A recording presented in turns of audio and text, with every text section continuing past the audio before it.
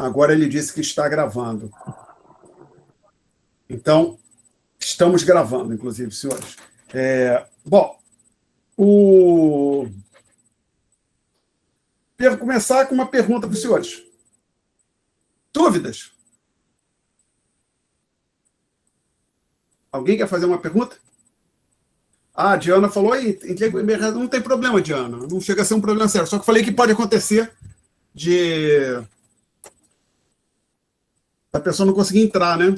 Mas acontece que realmente é meio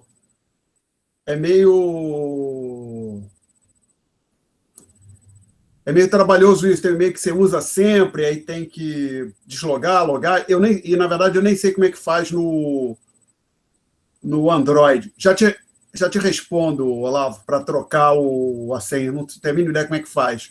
No Android, digo, no celular, né? Acho que no iPhone. Ou no meu navegador, eu abro no meu computador, eu uso o computador, o desktop. Eu abro um navegador no modo anônimo e logo na minha conta da UFRJ.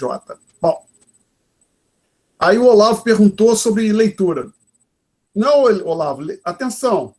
Leitura, como eu discuti no primeiro dia de aula, não é nada obrigatório. Vocês têm que fazer as listas. Importante, hein? Vocês já são alunos grandinhos.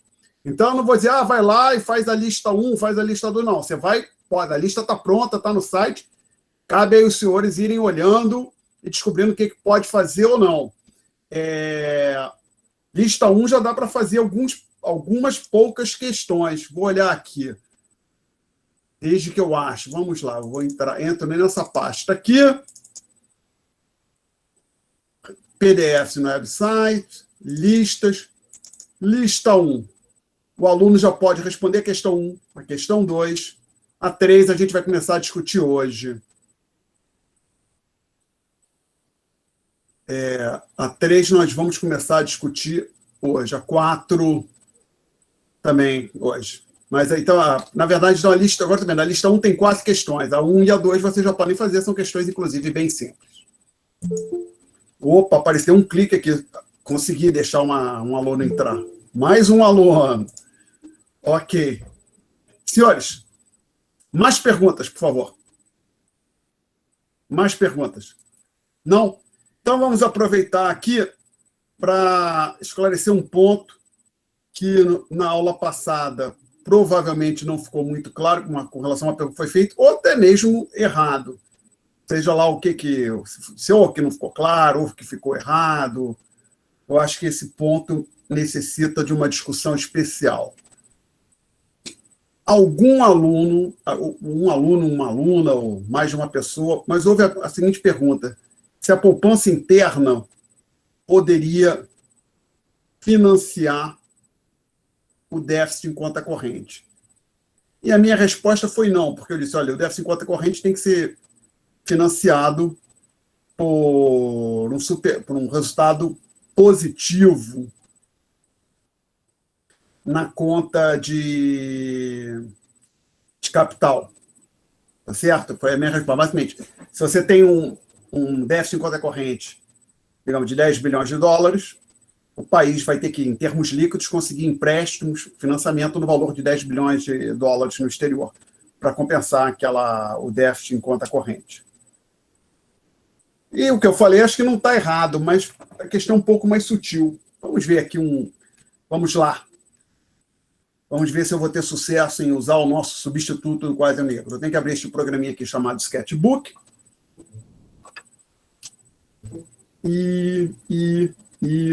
Peraí. Então, eu não saí daí não, né? O que aconteceu aqui? Já sei. Acho que sei, na verdade. Peraí. Tá, eu consegui abrir. Agora eu tenho que dar um jeito de compartilhar com os senhores. Tem um negócio aqui meio chato, a posição que ficam os cabos aqui quando eu conecto esse tal de mesa digitalizadora que atrapalha com o mouse. Vamos lá. Present now. A window. Ok. Share. Apareceu alguma coisa branca aí para os senhores? Não, ainda não, né? Sim, apareceu. Sim. Tá. Então, vamos lá. Então, uma das coisas que eu fiz, eu fico muito tempo no computador aqui em casa. Trabalho muito em casa, já antes da pandemia. Comprei um segundo monitor e realmente melhorou, facilita você ter 2 monitores no computador, é uma coisa boa. Então, me joguei para o lado esquerdo da minha tela para aparecer no vídeo e coloquei na minha frente o que seria o quadro. Acho que vamos ver. Então, eu tinha feito um rascunho aqui. Vamos lá. Conforme aquilo que nós chegamos a discutir na aula passada, o investimento doméstico, ele é igual a poupança. Isso é uma economia aberta com o governo. É igual a poupança privada, que a gente usou a letra S. Mas isso que eu vou chamar de ESG, onde, lembrando que é a poupança do governo, só para escrever um pouco menos, só acabou que estou escrevendo, é o T-G. Lembra? Mas o que eu vou chamar de ESE, poupança externa. É o saldo em conta corrente com sinal invertido. Ok? Agora, considerando o renda líquida e vai para o exterior, né, professor? Está embutido lá dentro. Isso. Tá? Depois vai discutir com mais demais. A renda líquida enviada, o saldo em conta corrente não é igual à renda líquida enviada exterior. O saldo em conta corrente é a renda. Dentro do saldo em conta corrente está a renda líquida enviada exterior. Tem mais algumas coisas. Ali. Bom, então suponham que alguma coisa aconteça e este senhor aqui, o SE, cresça. Dizer que o SE está crescendo, basicamente você está dizendo que o saldo em conta corrente está caindo, como eles têm sinal invertido. Você pode imaginar o seguinte: tinha um déficit de 10, passou para um déficit de 15. Então, e vamos para deixar o ponto bem claro, supor que este senhor, o investimento, não mude, então a barra é para dizer que não mudou. E o SG também, a poupança do governo, não mude. Ora, como aquela igualdade é válida, eu precisaria ter uma queda aqui no S, não é isso? E ainda mais a queda seria da mesma magnitude que o outro aumentou, tá certo? Então, veja bem, o que você pode... Então, você poderia dizer, olha, a piora no saldo em conta corrente teve que ser compensado por uma redução na poupança interna. Tá ok?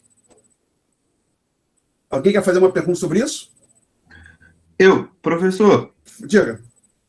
Eu estava fazendo a lista do senhor, né, do primeiro exercício, e ele fala que a poupança é 200 e o déficit em saldo de balanço de pagamentos é 100.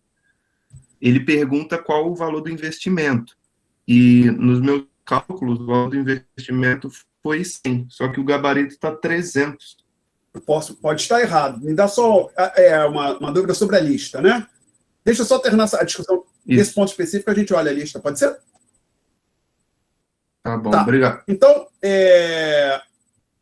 o que acontece aqui nesse caso, como a gente estava discutindo, a gente teve uma elevação na poupança externa. Dizer que aumentou a poupança externa, dizer que o saldo em conta corrente piorou. Tá? E isso foi acompanhado teve que ser acompanhado por uma queda na poupança doméstica. Tá legal? Porque teve que ser acompanhado por uma queda na poupança doméstica, porque eu assumi que o I e o SG estavam fixos, né? Claro que não necessariamente isso vai acontecer. Mas o fato é que também não muda que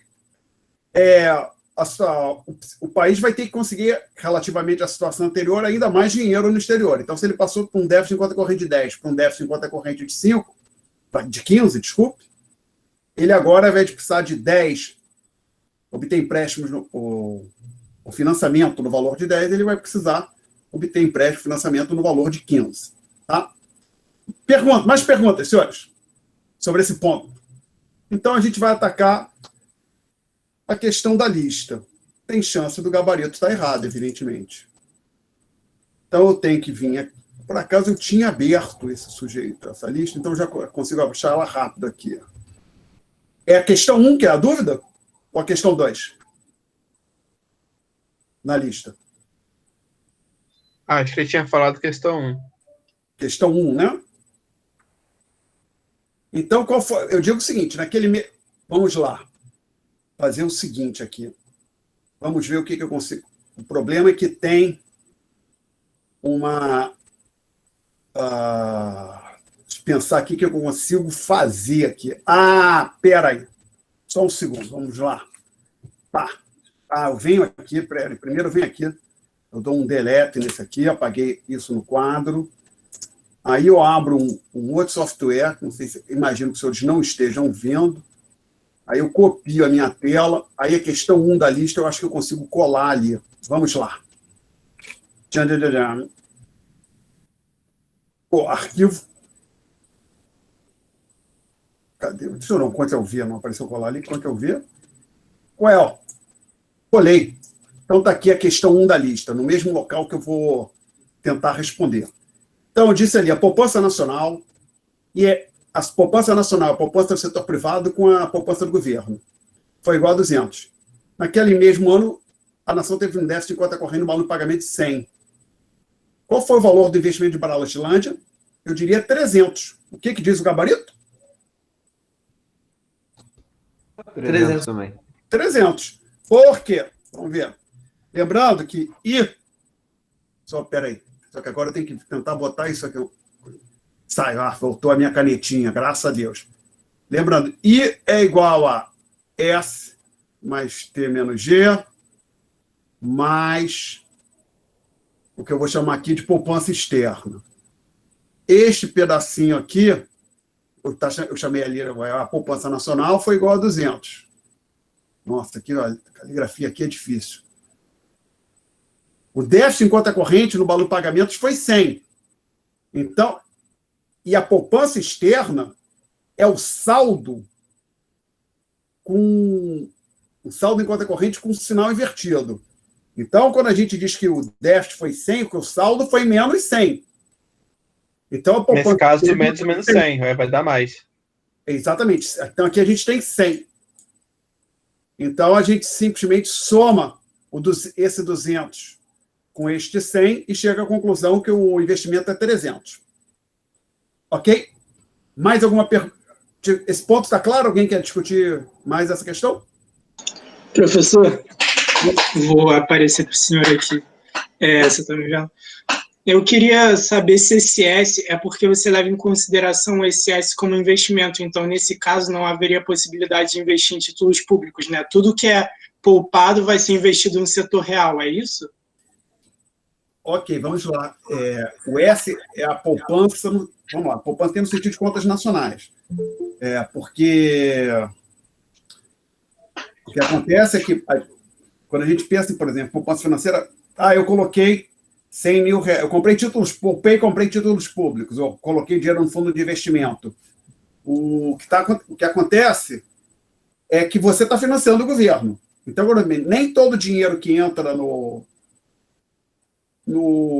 sistema financeiro é uma poupança líquida total da sociedade, porque tem gente que está poupando e tem gente que está despoupando. Quando você leva em conta tudo isso, o que sobra como chamada poupança total do país, por exemplo, do setor privado que a gente está usando a letra S, o excesso, pode pensar assim, que a poupança e despoupança do sistema financeiro, você pode usar para financiar o investimento, a acumulação de capital físico. Então, isso é importante deixar claro, o S não é igual ao I. A definição, ou seja, a definição do S não é igual à definição do I. I, esse investimento, nós estamos falando de investimento, I.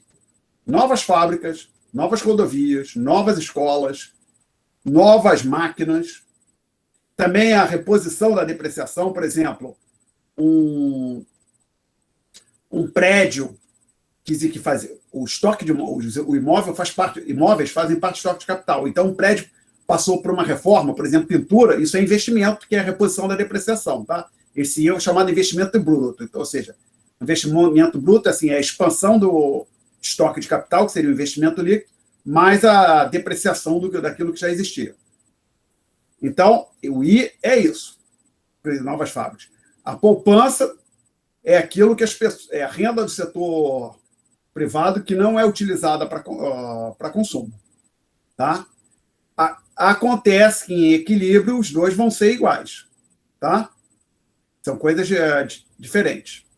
Podemos até interpretar assim. Você poderia pensar, por exemplo, curva de demanda é uma coisa, curva de oferta é outra coisa, elas não são São conceitos bem distintos, mas num equilíbrio, num mercado de um bem, por exemplo, café, está em equilíbrio, você tem igualdade entre quantidade demandada e quantidade ofertada, ok? Então, esse S aqui, ele financia o investimento, tá? Aí eu falei investimento é igual a poupança, quer dizer, a poupança no sentido da soma dos 3 componentes, né? Tá? Mais perguntas, senhores? Mais perguntas? Não? Então, acho que a gente vai avançar para o próximo ponto. Vamos ver o que vai acontecer aqui agora.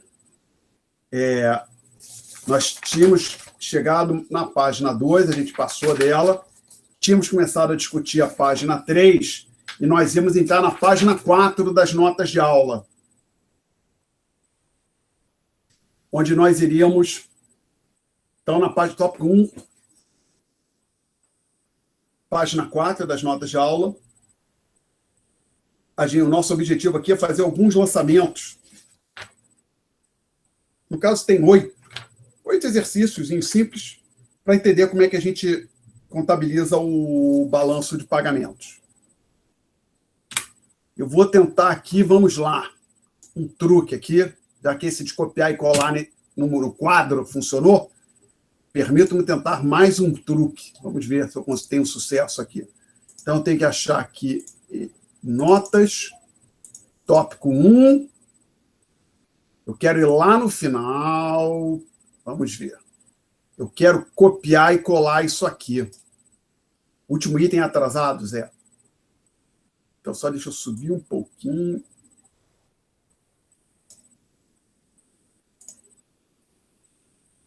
Vou dar de novo um print screen. Vou, mais uma vez, colar tudo no glorioso Paint. E não funcionou.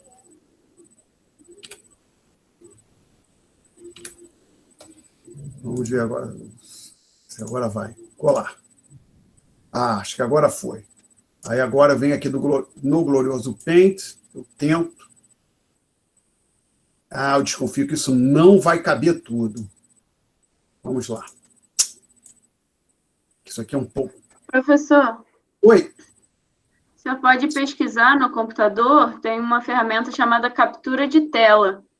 Aí você consegue selecionar só o que você quer copiar. Aí você pode copiar o 1, a gente faz o 1, aí o 2, a gente faz o 2. Não, eu sei. Apareceu para quem está falando? Evelyn? Rafaela.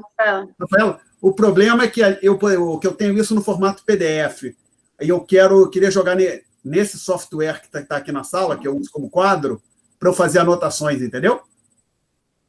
Então, mas o captura de tela, ele meio que recorta a imagem e coloca aí como imagem. Captura de tela, deixa eu ver. O seu é Windows? O meu é o famoso print screen, professor. O print screen, ele pega a tela toda. Não, sim, eu fiz. Se você apertar no símbolo do Windows e digitar captura... Copiar e colar, foi o que eu fiz. Até não dizer, já que vocês estão perguntando, como vocês bem sabem, esse negócio de ensino, peço desculpa pela demora, esse negócio de ensino online é uma coisa nova, né? Inclusive, quando eu comprei, que basicamente esse recurso que eu estou usando, que substitui o quadro, basicamente você compra o equipamento, o hardware, né? Instala, que é como se fosse um tablet, com uma canetinha. E aí, quando eu comecei a usar, eu usava com um Paint lá, com aquele programinha do Windows. E o que eu descobri é que a facilidade de você escrever, a qualidade da sua caligrafia depende do programa que você está usando. Quando eu passei a usar esse outro que vocês estão vendo, que o nome é Sketchbook, Autodesk Sketchbook, a minha letra melhorou. Então, o ponto é que eu estava fazendo a captura de tela não sei se era exatamente o que você está falando, eu estava fazendo a captura de tela no Paintbrush, mas aí eu copio e colo do Paintbrush e jogo aqui, porque a minha letra fica melhor neste programinha do que no Paintbrush. Então, tem algumas limitações. Talvez tenha uma maneira melhor de fazer, mas eu ainda não descobri. Mas, realmente, aqui no frigir dos ovos, seja lá como eu pegar a tela, eu tenho que jogar aqui para esse programa. Eu poderia, até o meu programinha, meu leitor de PDF, permite fazer algumas edições simples, mas acho que eu prefiro deixar aqui, que acho que fica mais parecido com a situação que eu tinha no quadro, que eu teria se eu estivesse dando a aula no aula presencial. Então, senhores, aqui eu joguei o que seria o substituto do quadro, o conteúdo da penúltima página das notas de aula referente ao tópico 1, que é a estrutura do balanço de pagamentos, mas se vocês observarem, eu cortei lá embaixo, eu cortei um pedaço. Por que você cortou? Porque eu achei que ia faltar espaço. Talvez não faltasse. Deixa eu posso até tentar aqui. Vamos ver, tentar de novo. Agora, ele ainda está aqui todo, tá? Vamos ver se eu consigo botar ele todo. Agora que eu joguei lá, vamos ver. Todo. Só que aqui faltou um pouquinho. Conta corrente, vai ficar faltando só um pouco. A última linha, menos que... vai ter que faltar aqui a última linha. Vou dar um Ctrl+C aqui. Então, Ctrl+C, aí eu volto aqui, o que vai acontecer aqui? Ctrl+V. Pronto, apareceu. Não, veio tudo, né? Agora veio completo. Veio. Então, ok, senhores. A gente vai utilizar isso aqui agora nesses exercícios de registro das operações. No topo da página 4, menciono lá, lançamento hipotético de referência. Eu uso esse lançamento que eu descrevo aqui para ajudar a organizar para me ajudar a organizar e quando eu tenho que fazer um lançamento que não está claro para mim como eu deveria fazer, eu utilizo esse lançamento aqui para tentar descobrir o que acontece. Porque o que é débito, o que é crédito, né? Eu realmente não lembro. Se não me falha a memória, o débito, isso, crédito é com sinal positivo, o débito é com sinal negativo. Então, a transação é uma transação que não existe no mundo real, mas faz de conta que ela é essa transaçãozinha, esse lançamento hipotético, ele funciona bem como apoio àqueles os 8 que se seguem. Então, eu digo o seguinte, o BCB, ou seja, o Banco Central do Brasil, exporta café. Sim, o Banco Central do Brasil não exporta café, a gente sabe disso, mas faz de conta que isso aconteceu. Então, o Banco Central do Brasil exportou café no valor de $1 e recebeu o pagamento em espécie. Sabe-se lá como o Banco Central do Brasil vendeu café para o exterior e alguém entregou uma nota de $1 para o Banco Central como contrapartida daquele café, com o pagamento pelo café. Que lançamentos nós faríamos? Um deles, um lançamento positivo a crédito. Né? Crédito é positivo. Sim, crédito, um lançamento a crédito na conta de exportação. Então, no item exportações, aqui nós teríamos mais um. Professor, e tem um lançamento. Oi, alguém ia fazer uma pergunta. Rafael, de novo. O modelo atual do balanço de pagamentos, ele não mudou agora? O crédito e o débito, o sinal não fica invertido na conta de capital? Não. Vamos lá. São duas coisas. Eu menciono na última nota da página 5 uma mudança na metodologia do balanço de pagamentos. Basicamente, o que acontece na nova metodologia relativamente a essa que a gente está usando, isso que está aqui, chamado de capitais compensatórios, vai para cima. Basicamente, nessa estrutura que nós estamos vendo aqui, é basicamente como se fosse a parte 2.1 para setor privado, a parte 2.3 para o governo, Banco Central / autoridade / governo. Isso mudou na última versão. Mas por que você não dá a versão mais recente? Porque o modelo Mundell-Fleming, essa versão é mais fácil de ajustar, perdão, você conhecendo essa versão, fica mais fácil da gente trabalhar com o modelo Mundell-Fleming. O que é o modelo Mundell-Fleming? O modelo Mundell-Fleming é o modelo ISLM para a economia aberta. Faz parte da ementa da disciplina, a gente tem que cobrir. A gente vai levar aproximadamente metade, um pouco mais da metade, por exemplo, no semestre regular, aproximadamente metade do curso da discussão do glorioso modelo Mundell-Fleming.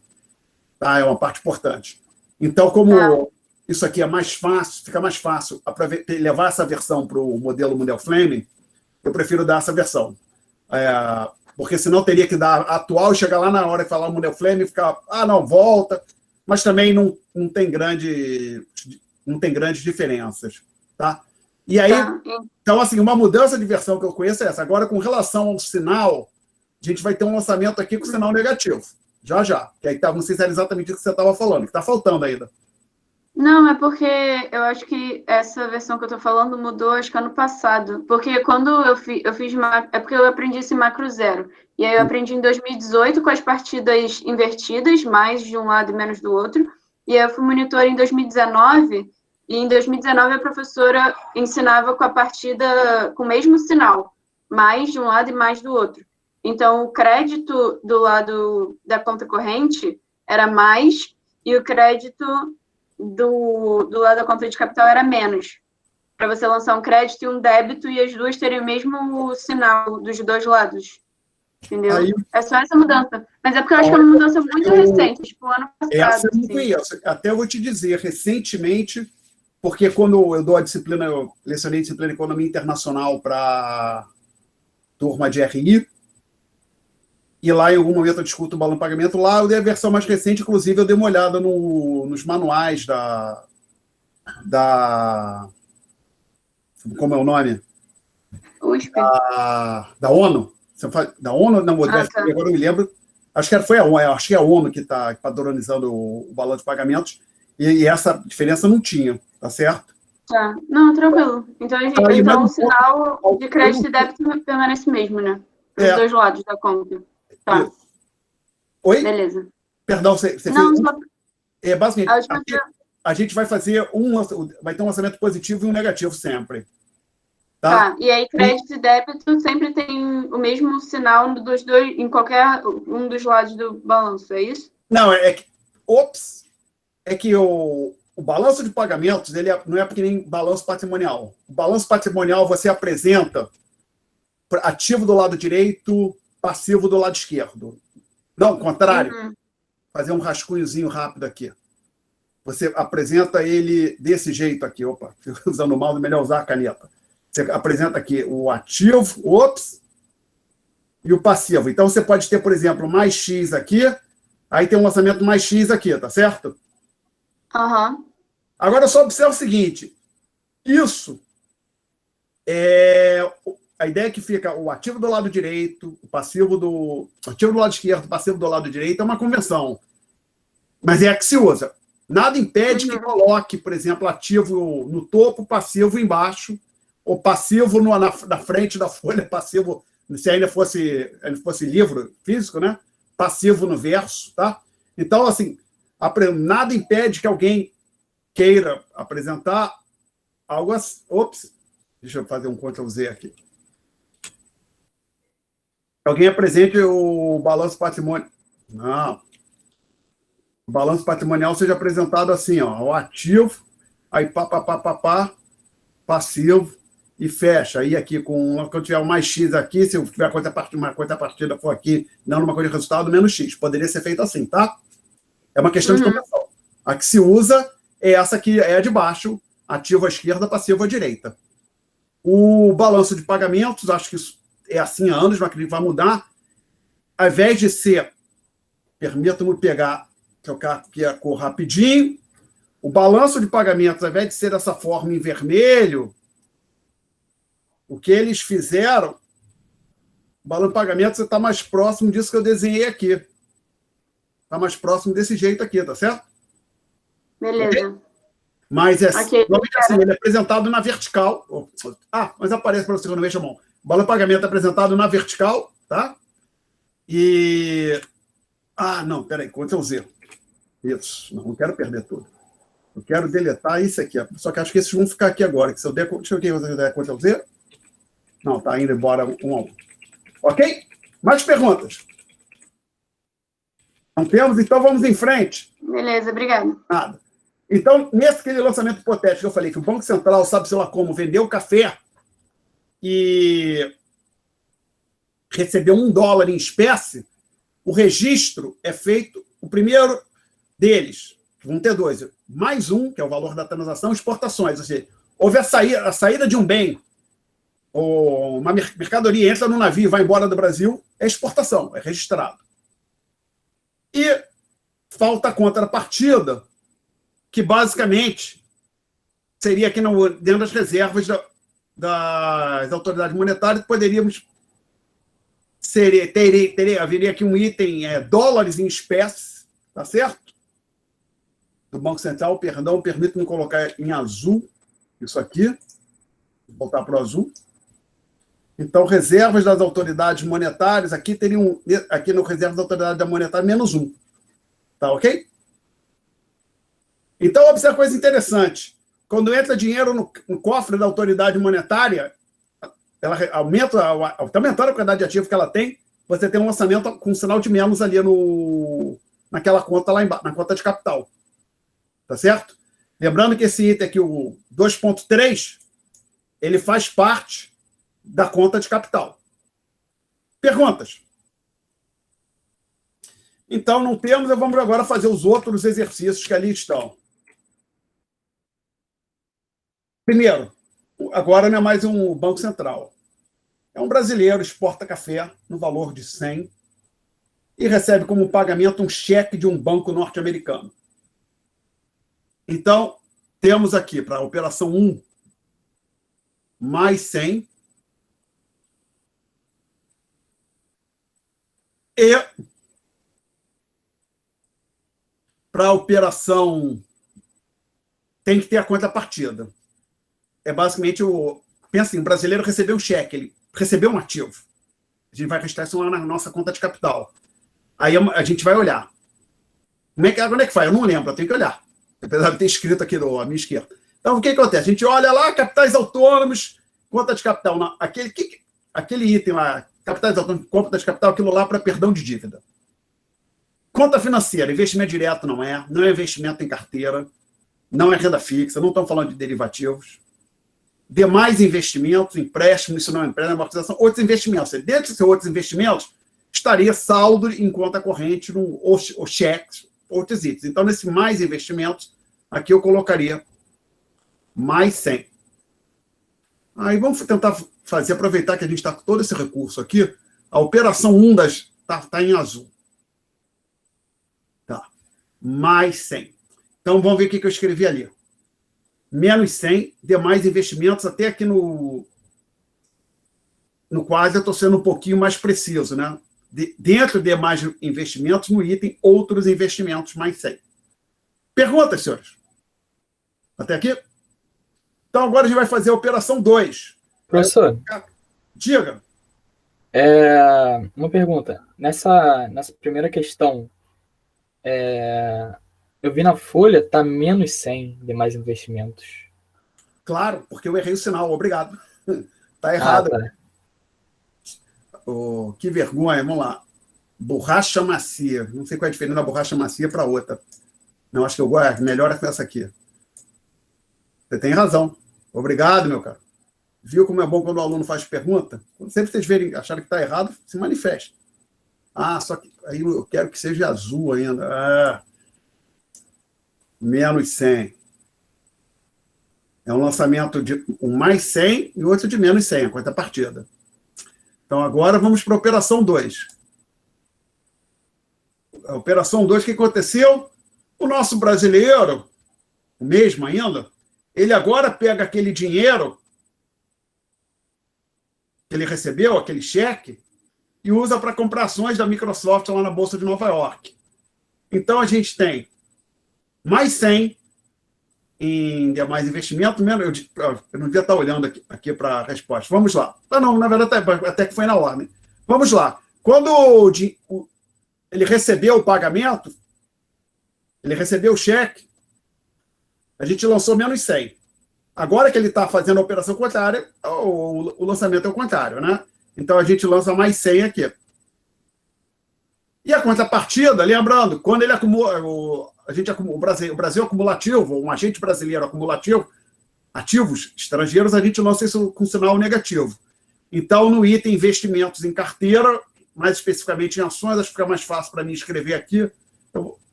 Talvez fique um pouco assim, colocar aqui, vamos ver. colocando aqui, ó, menos 100. Ok? Menos 100 em ações. Dentro do item investimentos e carteira, aqui ficam ações. Perguntas? Próxima transação. O governo do Reino Unido doa alimentos no valor de... esse aqui é uma balança de pagamentos do Brasil, tá? Então, eu acho que não fica claro aqui, deveria ter sido mais explícito, houve uma enchente no Brasil. Houve uma enchente em algum local no Brasil, e o Reino Unido generosamente doa alimentos no valor de 40 para ajudar as vítimas, os brasileiros foram vitimados por essa enchente. Os alimentos vão chegar no Brasil. Os alimentos vão chegar no Brasil, vai ter entrada física de um bem. Então, isso deveria ser registrado na balança comercial, como importação. Então, a gente tem aqui no item importações, nós vamos ter menos 40 da operação 3. Tá? E onde é que é a contrapartida? É lá nos ativos. Não que a gente não pagou, foi um presente. O Reino Unido nos doou isso aí. A contrapartida é aqui, ó. Então, esse item aqui ele existe para contrapartida de doações. Mais 40. Tá legal? Perguntas? Agora uma pergunta para o senhor. Qual é o impacto dessa transação 3 sobre o saldo em conta corrente? Mais 40, menos 40? Não, é zero. Porque se ele está impactando menos 40 nas importações, mais 40 aqui. No total da conta corrente, o impacto da operação 3 é zero. Pergunta? Não temos, então a gente vai passar para o item 4. O Banco Central, por uma razão qualquer, só que não tem tantas cores aqui. Se eu for numa outra palha, mas não vai me arriscar, não. Então a gente vai ficar usando só essas 30. Deixa eu ver se é amarelo. Será que o amarelo aparece? Direito para os senhores? Não, ficou verde ainda. Será que... Não tem amarelo aqui. Não sei quem inventei que tinha amarelo. Então a gente vai... será que o cinza vai aparecer? Dá para ver esse cinza ou não, né? Ou dá para ver? Dá. Sim. Dá para ver. Tá? Vamos manter o cinza. Operação 4, vou usar cinza. Depois eu volto para o azul. Na operação 4, o Banco Central obteve um empréstimo de 500 junto à FMI. Lançamentos. Lembrando, aqui o Banco Central ele está se endividando. É o contrário de quando ele recebia aquele lançamento hipotético, aquela transação hipotética, ele vendia café e recebia uma nota de $1. A dívida é lançada, o endividamento é lançado com sinal positivo na conta de capital. Então, nesse item, empréstimo de regularização, nós vamos lançar 500.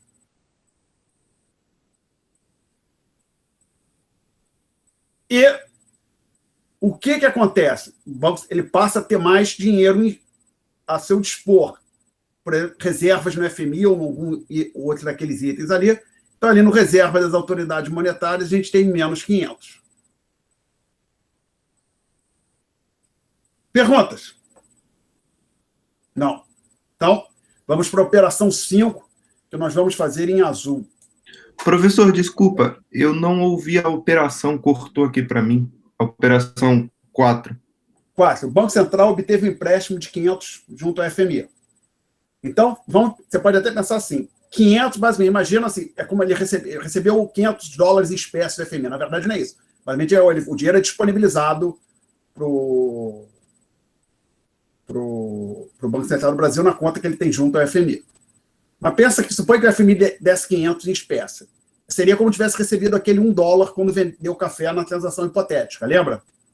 Então, daquele lá era menos 1 aqui na reserva da autoridade monetária, nesta operação é menos 500. A contrapartida é mais 500 aqui nesse empréstimo. Tá? Empréstimo de regularização. Por que esse nome, empréstimo de regularização?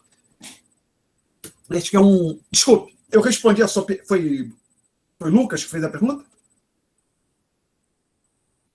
O aluno Respondeu sim.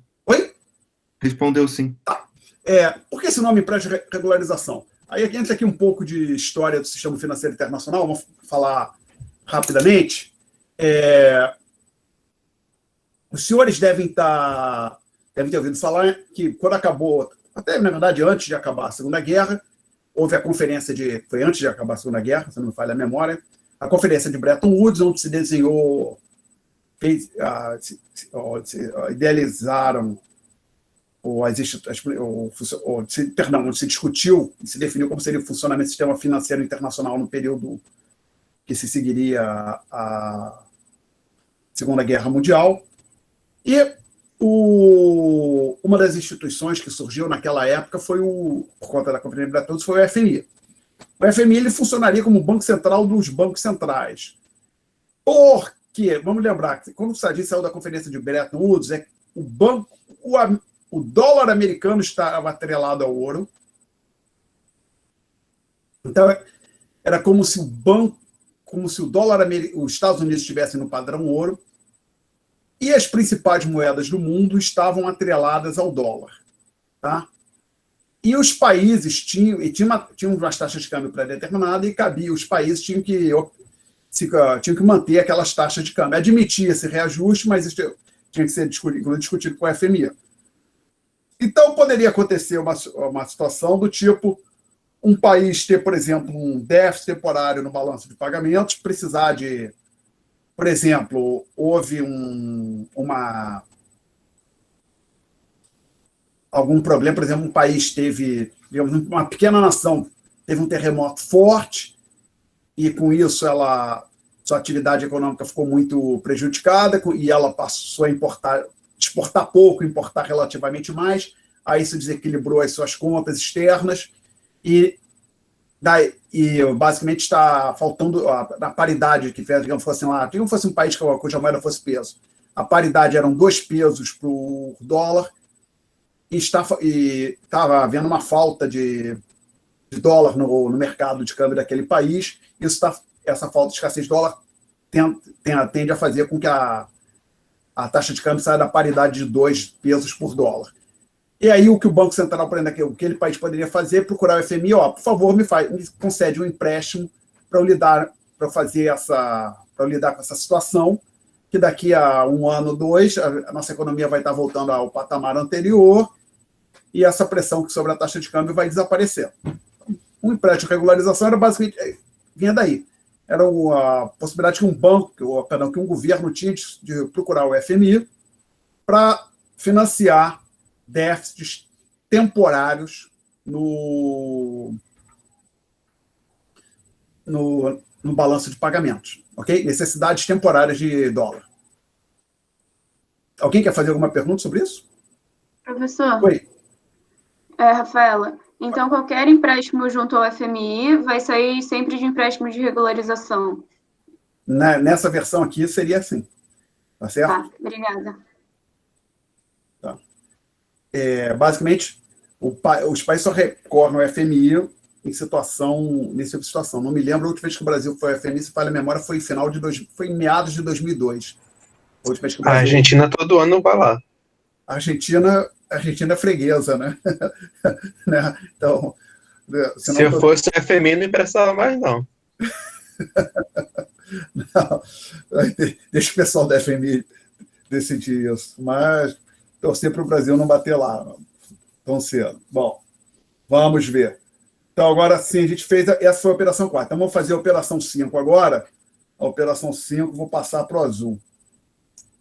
Voltar para a cor azul, que, como eu disse, não tem tantas cores ali naquela palheta. Tem até um outro lugar ali que tem mais cor, mas não me arrisco a mexer, não. Então, o 5 agora em azul também. A operação 5, agora, o Banco Central paga juros referente ao empréstimo acima. Então, ele teve que pagar os juros. Tá? Tem a diferença entre juros e principal. Então, o que acontece? Sai dinheiro da caixa do Banco Central. Saindo dinheiro do caixa do Banco Central, o lançamento, quando entra dinheiro, o Banco Central vai receber $1, sinal negativo. A situação contrária, o Banco Central desembolsa dólares, o lançamento é positivo. Então, para esse pagamento de juros, a gente tem mais 50 nas reservas das autoridades monetárias. E vai ter aqui a contrapartida, menos 50 em rendas, tá? Na parte de juros. Te permito colocar aqui menos 50. Então, vamos ver o que eu escrevi nas notas de aula. Mais 50 reserva das autoridades monetárias, menos 50 no item de rendas, tá? Não é demais item de renda, seria mais especificamente, posso até tentar marcar, botar uma marcação em azul aqui, seria nesse aqui, nos juros. Ok? Perguntas, senhores? Mais um comentário. Observe que aqui eu coloquei, no item 1.2, salários e ordenados, lucros e milhas, tudo na mesma linha. Se você for olhar dado do Banco Central, você pode achar isso bem detalhado. Vai ter salário numa linha, ordenados em outra linha, vai ter salários recebidos do exterior numa linha, salários pagos ao exterior em outra linha, entendeu? Então, por exemplo, se você também for pegar coisa bem detalhada do Banco Central, vai ter lá exportação, aí vai ter, talvez tenha batata, trigo, coisas desse tipo. Aí depende exatamente, que basicamente eu já inclusive baixei algumas coisas do Banco Central. Ele divulga uma versão mais condensada e outra bem mais detalhada. Tá? Perguntas? Bom, então a gente fez a operação 5. Alguém fez? Ops, 2 perguntas. Tem perguntas. A Cheyenne fez a pergunta. Não entendi a parte que sai dólar do BCB. Como fica positivo, por quê? Tá? Era essa a pergunta? Bom, essa que está aqui no chat, certamente está. Vamos pensar que é o seguinte, Cheyenne. No topo da página 4, eu tinha aquela operação hipotética que eu falei. O Banco Central vendeu o café. Nesse caso, o valor de $1. O lançamento é $1 em exportação, menos 1 na reserva da autoridade monetária. Então, mais 1 exportação, menos 1 em reserva da autoridade monetária. Então, aqui está dizendo o seguinte. Quando o banco, por exemplo, Banco Central acumulativos, aquele item 2.3 lá embaixo, a gente faz um registro com sinal negativo. Então, acúmulo de ativos, brasileiros começam a acumular ativos, a gente registra isso com sinal negativo. Bom, agora, e quando um brasileiro, por exemplo, perde ativo, ele entrega dólares para um estrangeiro. Por quê? Ele importou alguma coisa, seja lá qual for o motivo. Ele entrega dólares para um agente estrangeiro. É a situação contrária. O registro tem que ser com sinal positivo. Tá? Então, no caso dessa operação, observa que na operação anterior, a de número 4, o Banco Central recebeu um empréstimo, a gente fez 2 de 500, a gente fez 2 lançamentos, 2 registros, um de mais 500 e um de menos 500. O mais 500 foi o item empréstimo de regularização. A contratação do empréstimo 500 foi registrado como mais 500. A entrada dos dólares referente a esse empréstimo, no caso do Banco Central, o fato dele ter aumentado, ter ficado disponível para o Banco Central no FMI, a gente lançou como menos 500. Tá certo? Então, o aumento da disponibilidade de caixa do Banco Central, na operação 4, deu um aumento, nos fez fazendo um registro de menos 500 no item reserva das autoridades monetárias. Agora, como a gente tem a situação contrária, como tivesse dólares saindo da conta do Banco Central, a gente faz um lançamento com sinal positivo. Tá? Perguntas, senhores? Oralmente ou no chat? Ninguém está falando nada. Por exemplo, entendi ali. Ok, vamos em frente. Então, a operação 5 a gente tinha feito. Não me falha a memória, discutimos ela toda. Deixa eu conferir. Sim. Vem agora a operação 6, é um pouquinho mais longa.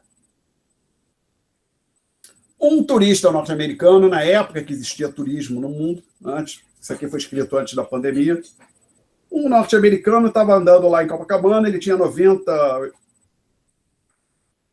no bolso, entrou numa casa de câmbio, lá em Copacabana tem várias, e converteu isso aí em reais. Digamos que esteja R$5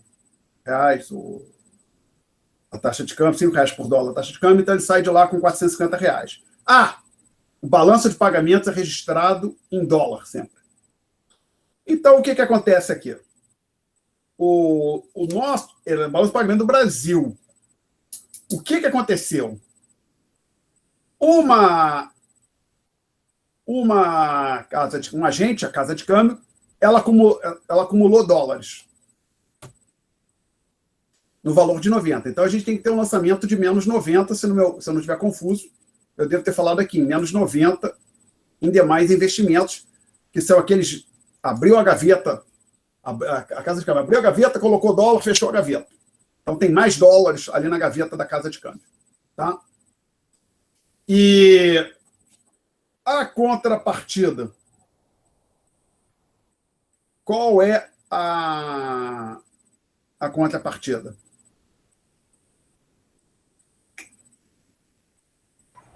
O 90 foi para onde, professor? Oi? Saiu da mesa de câmbio para... Desculpe, você pode falar mais devagar? Perdão, os 90 saiu da casa de câmbio e foi para onde mesmo? Não é bem que saíram. Pensa assim, o que aconteceu? Deixa eu fazer aqui. Deixa eu trazer isso para cá. Ai, meu Deus, não. Eu fechei o Google Meet? Não, pensei que cheguei a pensar que tivesse fechado. Ficar arrastando já lá para onde. Pensa assim, a casa de câmbio abriu a gaveta, pegou os 90 dólares, jogou naquela gaveta, fechou ali o caixa. Plat. Então, acontece que agora tem mais 90 dólares ali dentro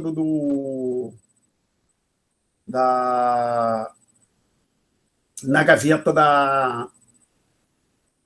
daquela casa de câmbio. A casa de câmbio acumulou ativos estrangeiros. Não vai para balanço de serviços, não? Não, observe que aqui não houve prestação de serviço. Só houve uma troca de ativos. O americano entregou dólares e ele recebeu moeda brasileira. Tá legal? Ok? Ok. Se o americano tivesse tivesse feito uma refeição no restaurante, aí teria uma transação na balança de serviços. Mas aqui não é o caso, não. Então, você precisa saber, por exemplo, se o americano, vamos fazer, supõe que ele pagasse 10 dólares para um almoço, você teria menos 10 na conta, outros ali na conta de capital, demais investimentos, e teria mais 10 em serviços, serviu uma refeição para o estrangeiro aqui no Brasil, tá legal? Não é exportação, que exportação e importação envolve a entrada e saída física de bens, tá ok? Então, aqui nessa operação na casa de câmbio, simplesmente o que acontece é o americano entrega dólares e recebe cédulas de dólares, ele recebe cédulas de reais. A contrapartida, meus caros, é aqui mesmo. É que, na verdade, essa conta, outros investimentos, ela pode ser, se tivesse mais espaço aqui, se eu tivesse mais espaço nesse quadro branco, ela poderia, essa conta de outro investimento que está aberta aqui numa linha aqui, por isso eu consigo fazer aqui, tem uma linha aqui, outros investimentos, na verdade, se tivesse mais espaço, poderia ser quebrado em duas linhas.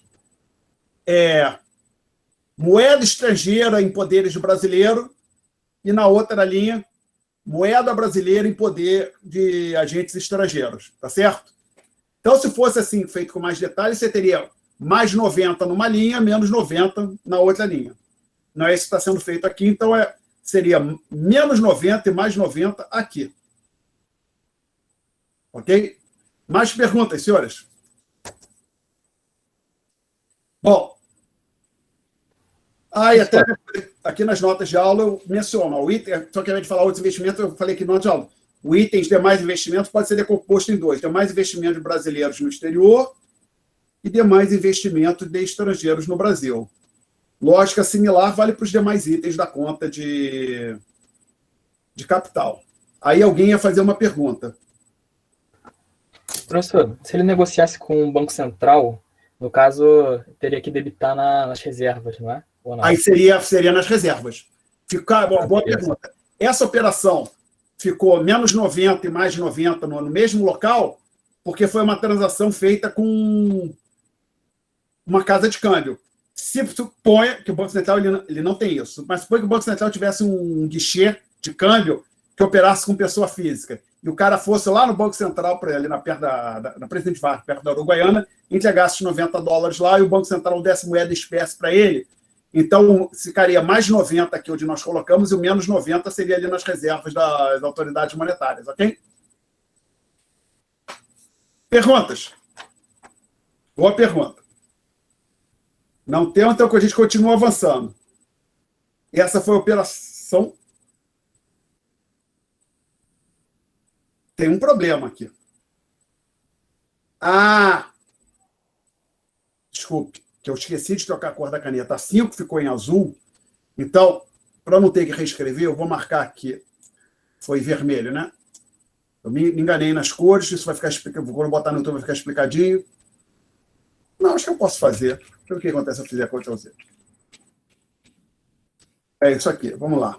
Então seria, eu esqueci de trocar a cor. Menos 90, mais 90, tudo junto aqui. E a operação, essa é a operação 6, né, do turista, sim. E agora vamos fazer a operação 7. Operação 7, a cor é verde, seguindo aquela ordem que a gente fez. Então, na operação 7, o que vai acontecer na operação 7? Eu digo que um francês comprou o equivalente a $80 de ações de empresas brasileiras negociadas na Bolsa de São Paulo. O pagamento, supõe que o francês esteja em Paris, por exemplo. O pagamento é efetuado através de uma transferência bancária intermediada pelo Bradesco. Então, na prática, o Bradesco se torna proprietário dos dólares. Essa operação poderia torná-la muito mais complicada. Você pode dizer, o francês procurou uma corretora, que por sua vez procura um grande banco francês, que por sua vez contacta um banco brasileiro. Tá? Então, isso a gente está simplificando. Então, o Bradesco se torna proprietário dos dólares, ou euros. Mas lembra que é tudo restado de dólares. Então, aqui são 80, o valor da transação é $80. Então, o que acontece? O Bradesco acumulou dólares, como se na gaveta tinha do Bradesco tivesse mais dólar, que na prática o Bradesco recebeu um cheque em euros que vale dólares, ou recebeu quase não se usa mais cheque, uma transação, né, uma transferência eletrônica equivalente, no valor de $80. Então, o Bradesco, ele acumulou ativos. Então, a gente tem que ter um menos 80 aqui. O Bradesco está acumulando ativo dólar. E a gente tem que ter aqui um mais 80 em ações, que é o estrangeiro acumulando, comprando ações brasileiras. Quando o brasileiro compra ações estrangeiras, a gente lança com menos. O estrangeiro comprando ações de empresas brasileiras, a gente lança com mais. Então, vamos ver o que eu escrevi nas notas de aula. Lançamento, mais 80 investimento em carteiras, aqui no caso seria ações, menos 80 no item demais investimentos. Perguntas? Aí a 8, o Bradesco vende dólares para o Banco Central. Onde é registrado isso? Lugar nenhum. A gente registra, está no balanço de pagamentos, operações entre estrangeiros e brasileiros.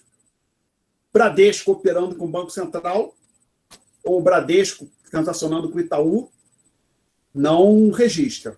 Então, se eu for num restaurante, quis comprar, na época que a gente ainda ia a restaurante, se eu for num restaurante lá em Copacabana almoçar,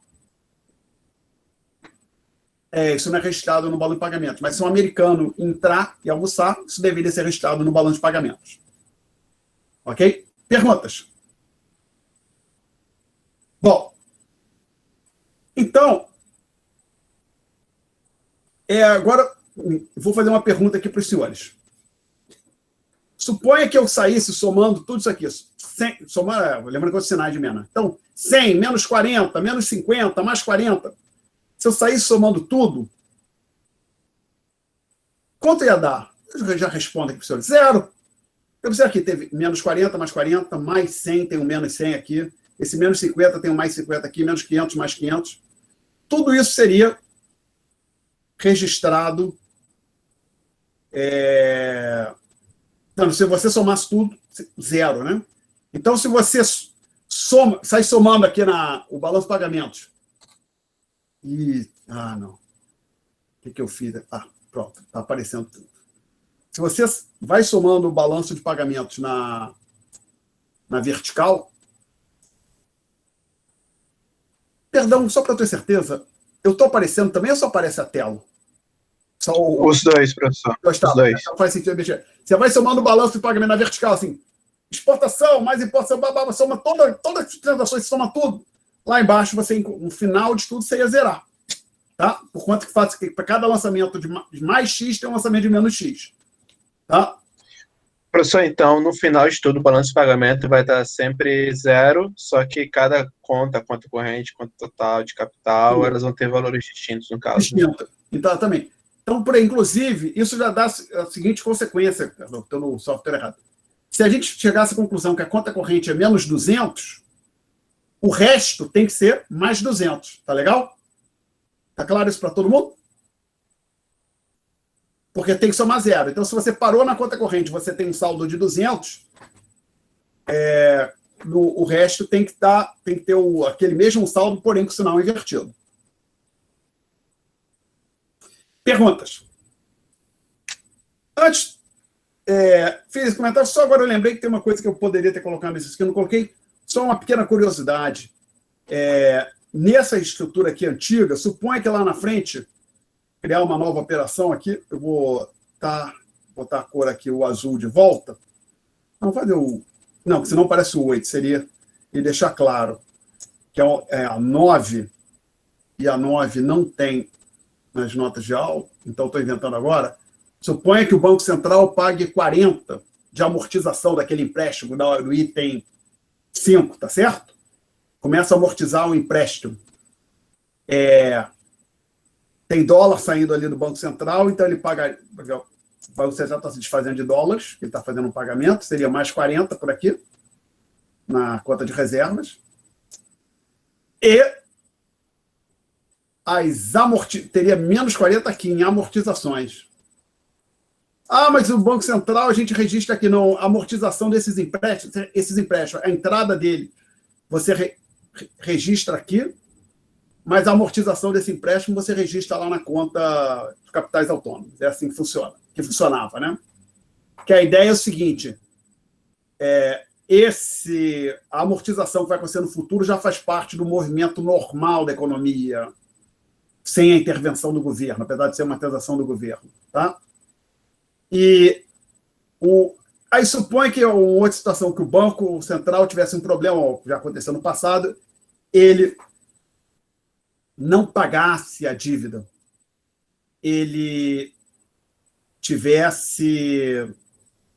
o Brasil desse uma moratória. Você teria, ao invés de ter mais 40, aqui, chegou a hora de pagar os 40, o país, infelizmente, está quebrado, então ele se vira para os credores e diz, lamento, não estou pagando. Você registra aqui em amortizações como se tivesse pago e registra mais 40 aqui no item atrasados. Então, esse item atrasados que tem lá embaixo no balanço de pagamentos é para isso, tá certo? Como contrapartida para empréstimos que, como o nome diz, ficaram atrasados. Pagamentos deveriam ter sido feitos e atrasaram. Perguntas? Bom. Então, rapidinho, professor. Oi.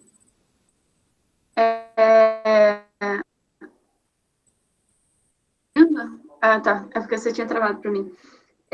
Então, a amortização junto ao FMI fica mais ali em reservas das autoridades e menos na amortização. Menos na amortização, isso. E quando dá um calote, né? A única diferença é que o mais 40 que estava em reservas passa para atrasados. Exatamente. E o menos 40 você não registra mais 40 aqui, onde eu estou colocando um X agora. Você registraria ele aqui.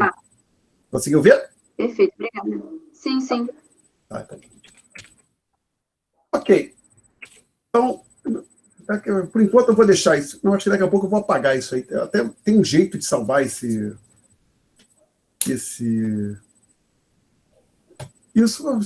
não deve ser muito difícil. Salvar. Só que ele quer salvar. Quer salvar na hora de trabalho. Aí depois o ficou tudo bagunçado. Acho que é aqui. Salvei. Espero ter salvo. E agora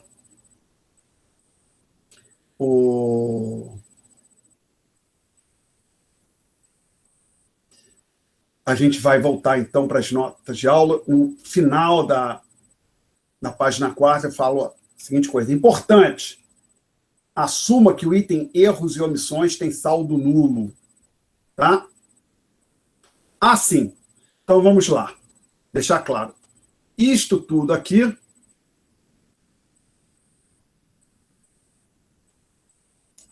é o tal de... Eu vou chamar aqui... Deixa que eu acho... Cadê o... Está aqui o cursor. É o saldo em conta corrente. Esse item 2.1 eu chamo de MCA. Se queria sublinhar, não ficou muito bom, não. 2.1, sublinhar aqui. Isso aqui é o MCA. E o 2.3, eu vou usar a sigla MCC, que é Movimento de Capitais Compensatório, que é MCA, Movimento de Capital Autônomo, MCC, Movimento de Capital Compensatório. Eu estou assumindo que o item erros e omissões está zerado. Aí aquela desigualdade que aparece, aquela igualdade que aparece lá, tem que ser igual. Mas até um bom... Só um comentário. A gente vai zerar o erros e omissões e dizer por que ele existe. Que o problema é assim, como a gente está, os senhores já chegou a falar na aula passada, é impossível fazer a apuração do PIB, do balanço de pagamentos, de forma 100% acurada. Porque, veja bem, aquilo que eu falei, se eu entro num restaurante em Copacabana, pago por uma refeição em espécie, peço lá um prato, qualquer prato X, e o valor é R$20, eu entrego uma nota de R$20. Como ali no restaurante e vou embora. Em seguida entra um americano que fala um português, mas pode ser meio arranhado, mas fala. Aí ele pede o mesmo prato que eu pedi. E paga, senta lá, come, paga com R$20 e vai embora. Conforme a gente discutiu aqui, a minha refeição não deveria, o fato de eu ter comprado uma refeição naquele restaurante, não deveria ser registrado no balanço de pagamentos. Mas a do americano deveria, né? Porque houve uma transação do turista americano, que é o residente dos Estados Unidos, com um restaurante que é um agente, é um residente do Brasil. Ora! Professor, Oi. não deveria registrar a transação do americano só no momento que ele converte o dólar por real na casa de câmbio? Ou, tipo assim, a partir do momento que ele já converteu, meio que a gente já contabilizou essa entrada de dólar. O balanço de pagamento já contabilizou a entrada de dólar no momento da conversão. Toda transação que ele fizer, mesmo em real, é contabilizada no balanço? Sim. Tá. Deveria. Perdão. Você vai ver que não é simples. Com toda essa complexidade, você vai ver que existe o item erros e omissões. Porque já que estão falando do caso do americano, eu já avanço. E tem a pergunta do Marcelo que eu vi agora. Desculpe, Marcelo. É que às vezes eu vejo o chat e às vezes eu peço desculpas. Já tentarei lidar com a sua pergunta. Me desculpe, Marcelo. Permita-me manter a discussão, ou continuar discutindo aquele ponto que eu estava falando. A minha refeição não deveria ser registrada no balanço de pagamentos. A do americano deveria. É evidente que... então o dono do restaurante vai avisar o Banco Central, ou quem quer que seja. Bem complicado, né? É evidente que isso não pode ser feito de forma precisa. Veja bem,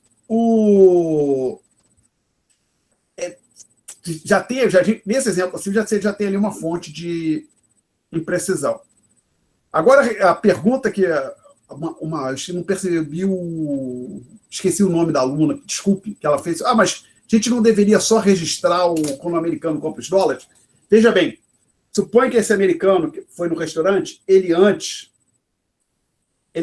tinha, digamos lá, $1.000, passou numa casa de câmbio, trocou os dólares por reais. E a gente até fez uma operação desse tipo aqui, tá certo? Você registra que deveria, se fosse feito perfeitamente, que o americano passou a ser detentor de moeda brasileira. Digamos, então, agora que ele tem seu poder, sei lá, R$500, e a gente conseguiu registrar isso perfeitamente. Isso foi registrado no balão de pagamento no momento que houve a troca de ativos. Ele entregou dólar para a casa de câmbio e pegou os reais. Ele entregou $100, pegou R$500 e a gente conseguiu registrar isso. Suponha que a gente tivesse um Big Brother perfeito seguindo aquele americano. Agora, quando o americano entra no restaurante, tem uma transação de uma natureza diferente. Ele vai pegar aqueles reais que são um ativo dele, que a gente já registrou que ele adquiriu, que ele virou proprietário daqueles reais, ele vai se desfazer dos reais, entregar os reais lá para R$20 para o restaurante e receber como contrapartida do serviço, a refeição. Ok? Então você deveria registrar, sim, a compra o fato dele estar comendo, se alimentando ali no restaurante. Você deveria registrar a prestação de serviço da refeição para o estrangeiro e também registrar que ele se desfez dos dólares, não, dos reais, que ele utilizou os reais e ele que até na nossa última apuração tinha R$500 na carteira, agora tem então somente 480, ok? Mas é óbvio que isso não é... Isso não pode, nunca vai ser, a apuração nunca vai ser perfeita.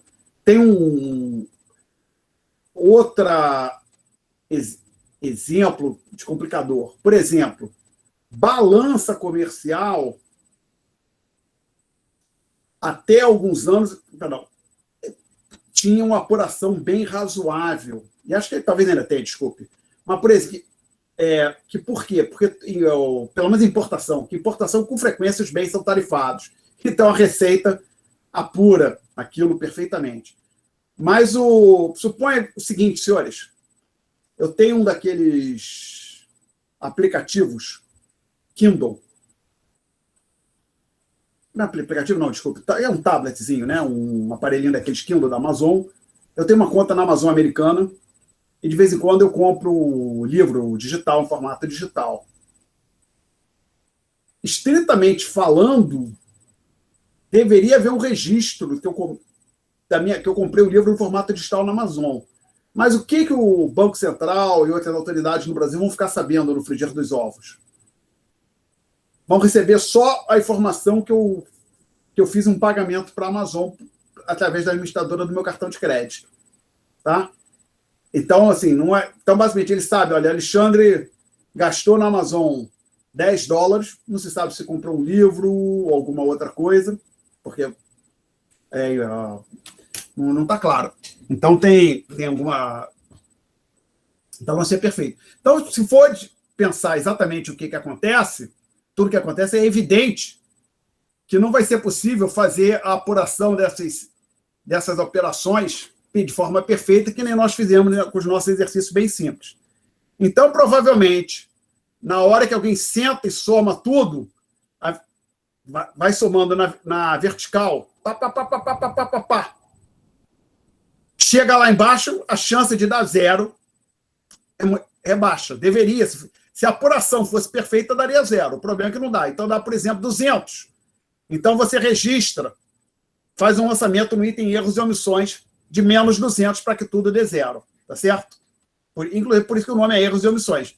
Você ajusta aquele saldo, o saldo de itens, erros e omissões é aquele saldo, é aquele valor tal que, na hora que você fizer a soma vertical dos itens, você obtém 0 lá no final. Alguém quer fazer alguma pergunta sobre isso? Aí eu voltar aqui ao que eu tinha jogado para frente, a pergunta do Marcelo Costa Leite. O registro no acúmulo de capitais é sempre com valor negativo e a sua contrapartida é positiva? Vamos lá, brasileiro comprou ação, brasileiro está acumulando capital no exterior? Sim. Negativo. Brasileiro está se desfazendo de capital no exterior? Positivo. Estrangeiro acumulando ativos brasileiros? Positivo. Estrangeiro se desfazendo de ativos brasileiros? Negativo. Mais perguntas, senhores? Bom, ainda aqui nesse item, uma tradição antiga que existia, inclusive isso dificultou com a nova versão do balanço de pagamentos. Como eu falei, o que a nova versão do balanço, essa aqui é a 4, se não me falha a memória, a última versão é a 5, eu discuto mais à frente.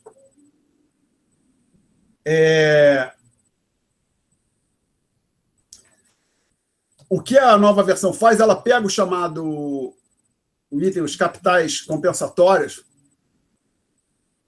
ela pega a nova versão, deixa eu pegar aqui tentar pegar um vermelho. O que a nova versão faz, ela pega esse item que estava aqui separado, isto que estava aqui separado, que seria a parte referente ao Banco Central, ela pega e joga aqui dentro, tá certo? Então não existe mais separação entre que seria ativos do setor privado e ativos do Banco Central, fica tudo junto, tá? Então, inclusive, por que eu estou falando isso? Que esse item aqui, saldo total do balanço de pagamentos, que é um item tradicional, até a versão sempre existiu antes da versão 5, ele mostra, o que ele mostra? Você está somando tudo de cima para baixo. Então, se você chegar à conclusão que o saldo total do balanço de pagamentos, por exemplo, é 500, qual vai ser o saldo do 2,3? Opa, desculpe, 500 não é um bom número que confunde com esse 500 que já estava aqui. Suponha que você diga que o saldo total do balanço de pagamento é 250.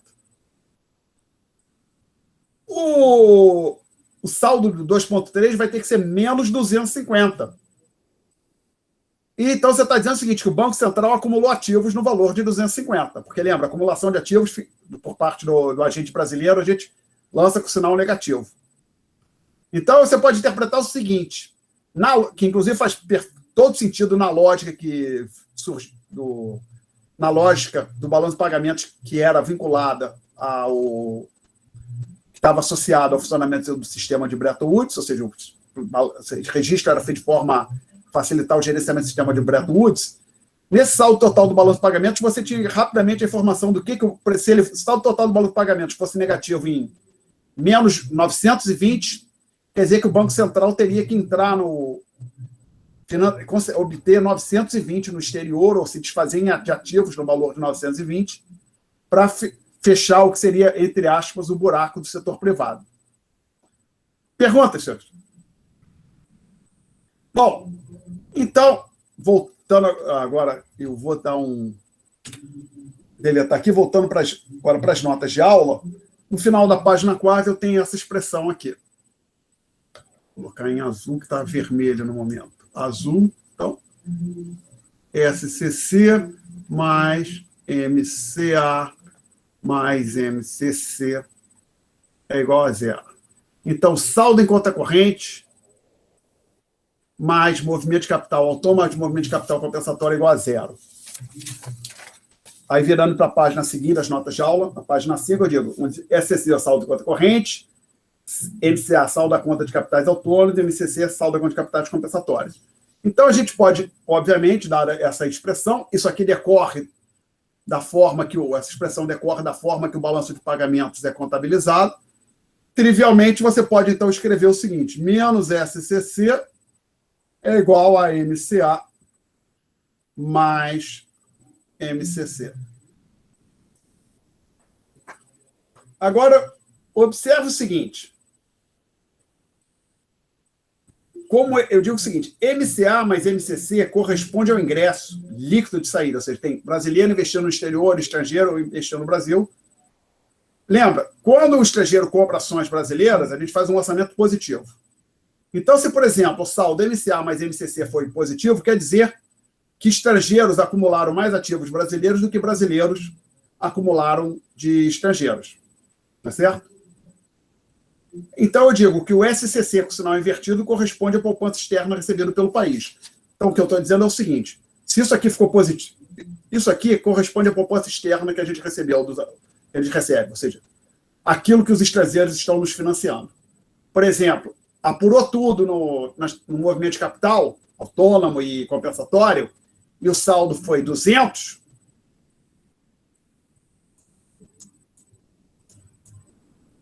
mais 200, isso quer dizer que entre ações que brasileiros compraram no exterior, ações que estrangeiros compraram no Brasil, dívidas que os brasileiros contraíram no exterior, compra e venda de moeda estrangeira, ou de troca de real por dólar, dólar por real, e assim vai.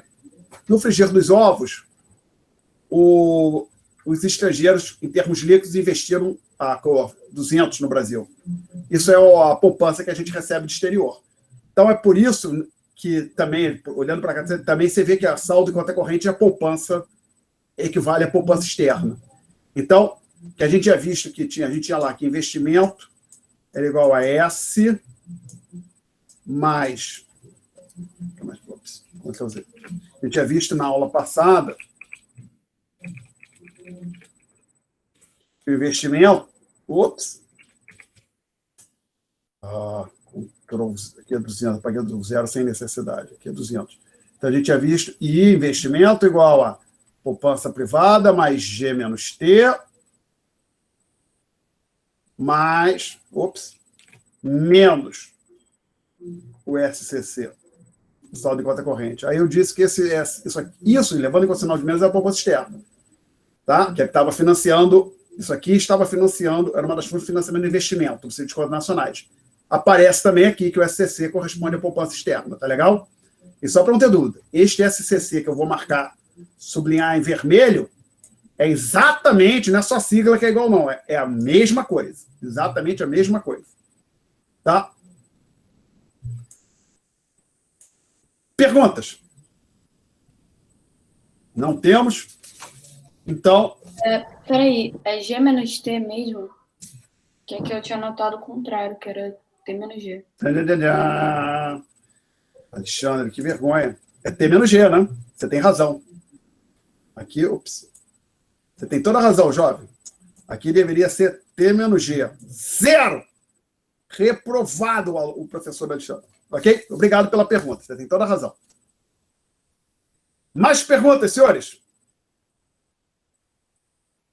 Aí eu digo que a última página desse documento contém algumas estatísticas sobre o balanço de pagamentos no Brasil para o período 2001-2014. Dados obtidos no seguinte website. Eu não anotei a data que eu peguei isso. Será que esse website ainda existe? Quer dizer, se ainda está no mesmo endereço? Vou fazer aqui um teste rápido no meu computador. Ctrl C. Tá aqui.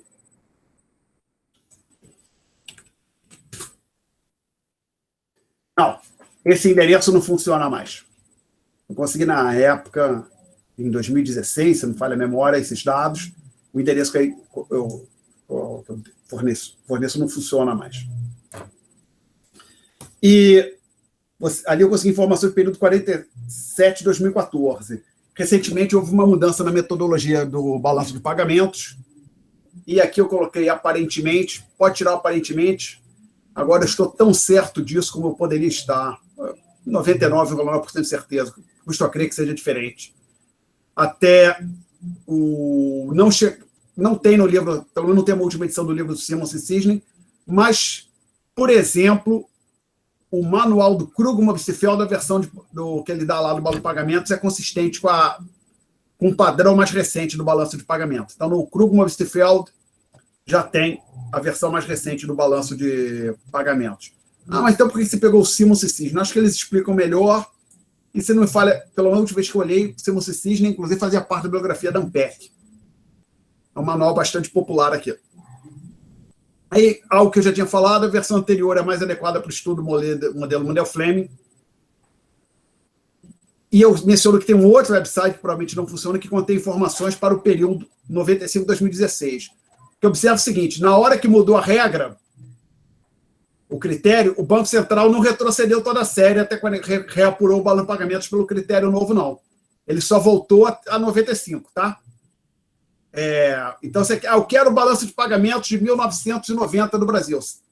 Pelo menos na época que eu olhei, você só teria no critério antigo. Se você quisesse passar para o novo padrão, você teria que fazer você mesmo o ajuste.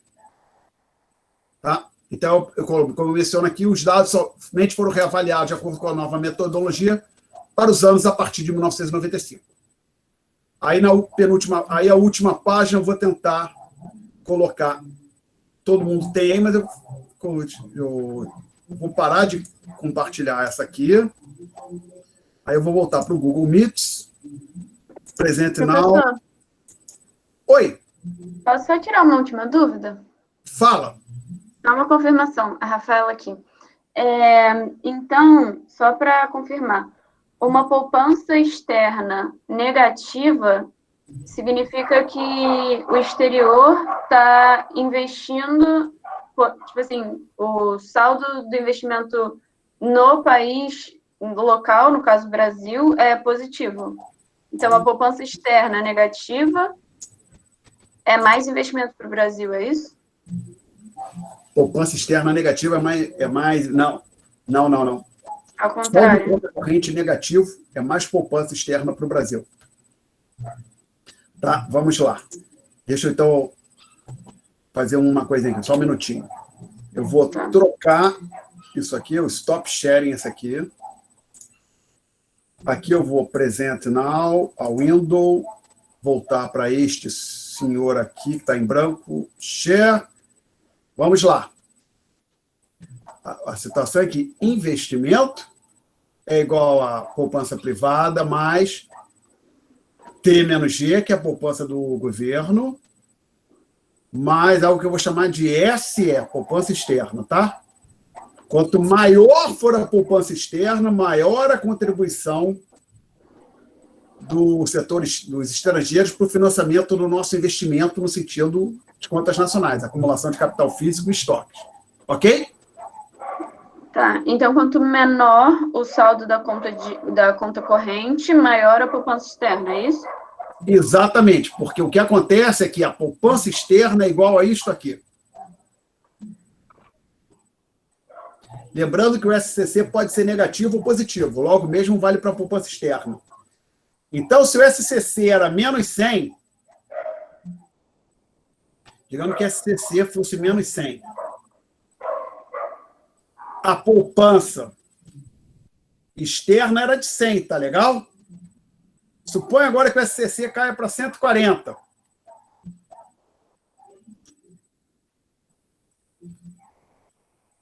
Caia para menos 140, né? Que cai de menos 100 para menos 140. A poupança externa passa para 140, tá legal?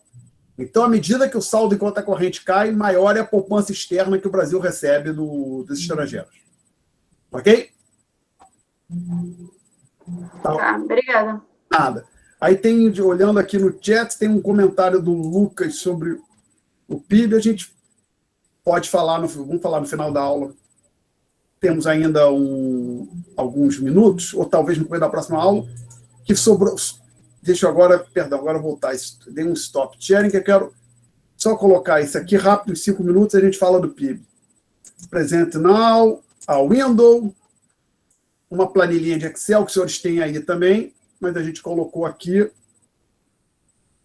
Ops. Só que o meu Google Meet apareceu a janela para os senhores, né? Sim ou não? Apareceu um PDF para os senhores? Sim. Então, senhores podem ver que ali a gente tem os dados do balanço de pagamento. Baixei a planilha em Excel no site do Banco Central, só mudei lá a formatação. E se os senhores olharem, está bem parecido, se não idêntico, com a estrutura do balanço de pagamentos que a gente discutiu aqui, tá certo? Está bem parecido. Então, você pode pegar uma linha qualquer, por exemplo, pode olhar para a balança comercial. Nesse período todo, ela foi positiva até 2003, ficou negativa em 2014. Tá? Então, ali a balança comercial estava começando a inverter o sinal.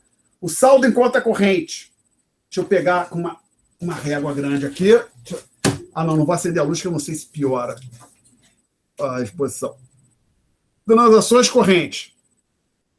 Negativo em 2001, negativo em 2002, ou seja, nós estávamos recebendo financiamento do exterior, isso quer dizer, estávamos nos endividando, no total.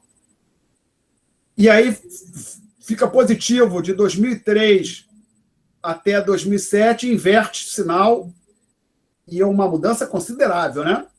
Vê que ele foi crescendo de forma relativamente gradual até 2007 e uma inversão forte em 2008.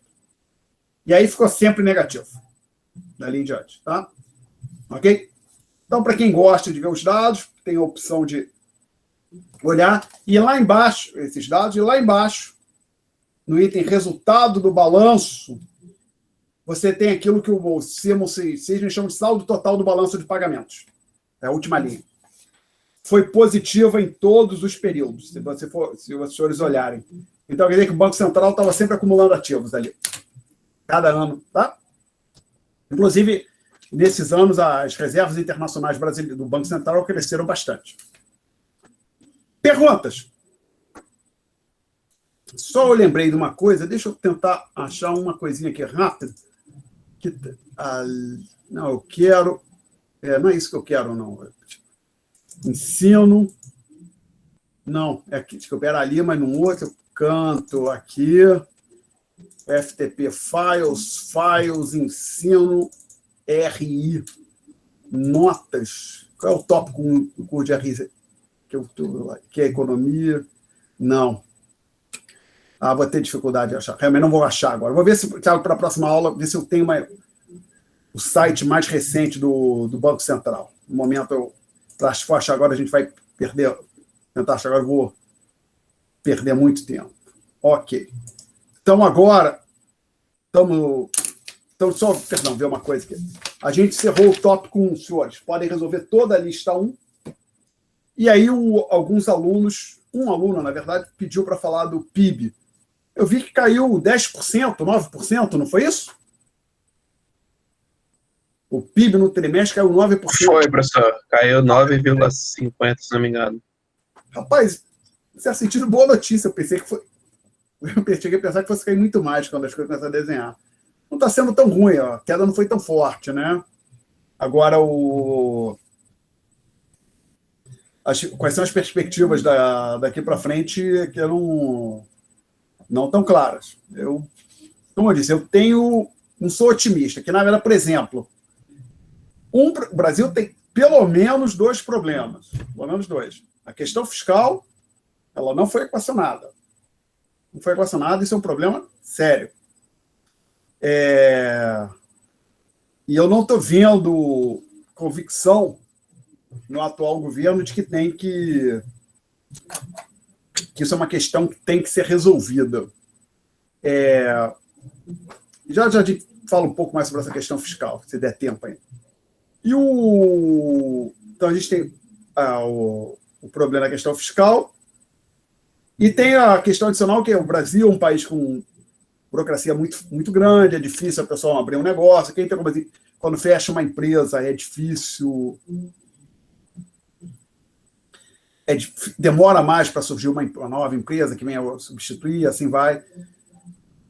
Então, por exemplo, a gente teve uma recessão muito forte ali em 2000, começou no final de 2014, 2015, 2016 o PIB caiu, parou de cair, ou teve um leve crescimento, eu não me lembro, em 2017. E começou a ter uma... Ou seja, saiu ou seja, 2017 e 2018 não foram anos desastrosos como 2015 e 2016. Foram anos bem ruins para a economia brasileira, bem ruins. Mas não foi nenhuma maravilha. O PIB cresceu 1%, 1,5%, 0,7%, não sei. Estava começando a crescer muito devagar aí, a recuperação da economia brasileira. Muito devagar. Não sei se a recuperação agora vai ser mais rápida por um período longo. O que acontece também é o seguinte: quando a economia vai no chão, cai demais, tem bastante capacidade ociosa, relativamente mais, pelo menos no primeiro momento, você tem uma recuperação em termos percentuais alta. O negócio é essa recuperação vai ter... cresce 10% no próximo trimestre, que maravilha. O diabo é manter uma recuperação elevada nos trimestres subsequentes. Colocar assim, crescer em cima da capacidade ociosa é mais fácil do que crescer tendo que adicionar capacidade, aí, tendo que investir. Tá? Então, a gente tem que aguardar para ver o que vai acontecer. E a questão adicional é que, realmente, um outro problema que tem é que, infelizmente, o Covid continua causando estragos aqui no Brasil, no seguinte sentido. Aconteceu algo que parecia que aconteceu em vários outros países do mundo, mas, por exemplo, países como Itália, região de Nova York, olha para alguns locais dos Estados Unidos, região de Nova York, Espanha, cheguei a olhar alguns dados, a curva de morte subiu muito rápido e começou a cair mais devagar, mas foi caindo. O Brasil não. Ela subiu rápido, até subiu mais devagar do que na Itália, se você colocar os gráficos, por exemplo. Foi subindo mais devagar, mas chegou num patamar e já está nesse patamar há quase 60 dias ou mais. Tenho a impressão que começou a cair agora, tem que aguardar para ver, que às vezes cai por uma semana, duas, e depois para e volta a crescer. Então, tem que aguardar para ver. Mas então, realmente não está claro o que vai acontecer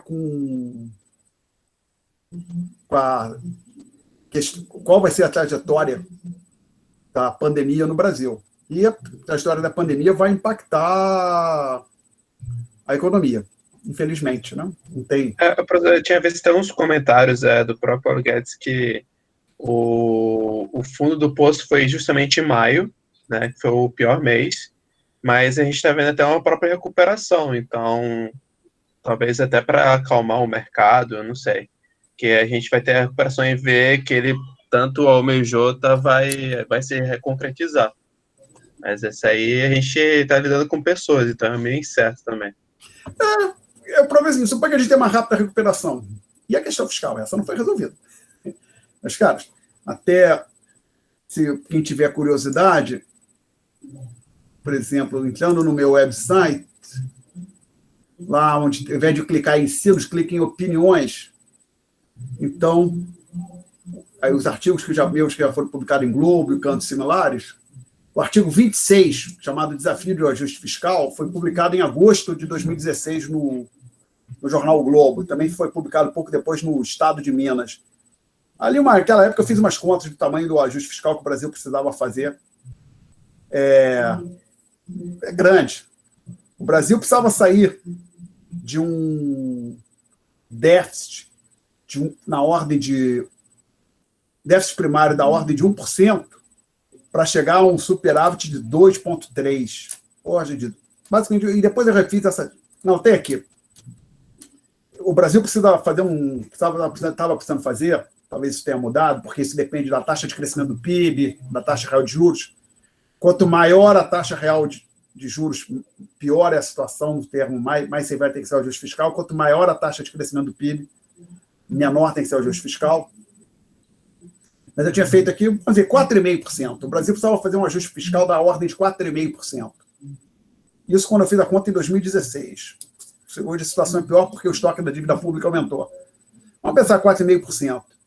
Aí eu olhei, 4,5% é aproximadamente 3/4 do gasto total com educação, gasto público com educação, levando em conta todas as esferas. Então o Brasil precisava fazer um ajuste fiscal equivalente a 3/4 do gasto de educação. Tinha que chegar a olhar para os gastos e fazer, olha, vai cortar aqui, vai cortar não sei aonde, e aquele outro canto vai cortar, conseguir, ou então aumentar a receita, né? Criar novos impostos, aumentar as alíquotas, seja lá como fosse. Então, não é pouca coisa, 4,5% do PIB é muito dinheiro, muito. O ajuste fiscal é grande que tem que ser feito. Também que eu olhei para os gastos em defesa, na época o gasto em defesa estava na ordem de 1,2%, depois tem que arredondar para 1,5% do PIB. Então, o Brasil precisava fazer o equivalente a poupar 3 defesas. Basicamente, seria como extinguir a defesa, o Exército, Marinha e Aeronauta vai ter que refazer isso mais 2 vezes. Então, assim, é muito forte o ajuste fiscal. 70% dos gastos com educação, 3 vezes o que se gasta com defesa, não é pouca coisa, não. Aí qual é o impacto disso? Bom, uma hora esse ajuste é feito. Se o governo, no sentido amplo, executivo, legislativo, não fizer, a dívida pública vai continuar crescendo. E não dá, a dívida, até quanto a dívida pública brasileira vai. Aí tem outro dia eu estava lendo um texto interessante, mas é realmente que a história é interessante. Alguém perguntou, o sujeito geria uma empresa, ou não sei exatamente o que era, a empresa faliu. Aí alguém perguntou um dia, anos depois, vem cá, como é que a empresa faliu? Ele, olha, no primeiro momento, por um longo período, foi uma coisa gradual. No início foi gradualmente, depois foi subitamente. A situação da empresa foi piorando, mas um belo dia assim, estourou tudo. E é um pouco dessas crises, crise fiscal, de dívida, elas são são uma coisa, mas assim, vai piorando, tem um sinal aqui, outro sinal ali, mas um belo dia o governo descobre que ele está sem crédito, que ele não consegue rolar dívida pública, ou não consegue rolar dívida externa, e tem que começar a atrasar pagamentos. Então, ou aumentar, mas acaba sendo uma combinação, atrasa alguns pagamentos, tem que aumentar os impostos, reduzir os gastos, né? Isso é uma coisa forte. Por exemplo, na Grécia, não me lembro o ano exato da crise grega, acho que foi 2010, na Grécia houve corte de valor de aposentadoria, houve corte de salário de servidor público, não sei se houve demissão de servidor público, mas na Grécia foi uma coisa muito forte. Teve congelamento de ativos bancários também, né? Feriado, o banco ficou fechado por 3 semanas e coisa desse tipo. Tá? Então, acho que enquanto essa questão não foi equacionar o problema fiscal é uma condição necessária, porém não suficiente para que o Brasil venha a ter um crescimento duradouro. Tem que lidar com a questão da pandemia também, né? Não sei se a gente vai ter vacina, torcer para que tenha, que seja eficaz,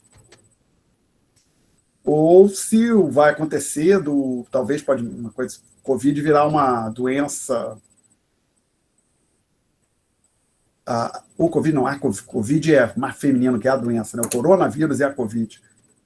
A Covid vira uma doença permanente, tá? No sentido que sempre vai ter algumas pessoas morrendo, como malária e outras, né? Não sei, pode acontecer uma coisa desse tipo.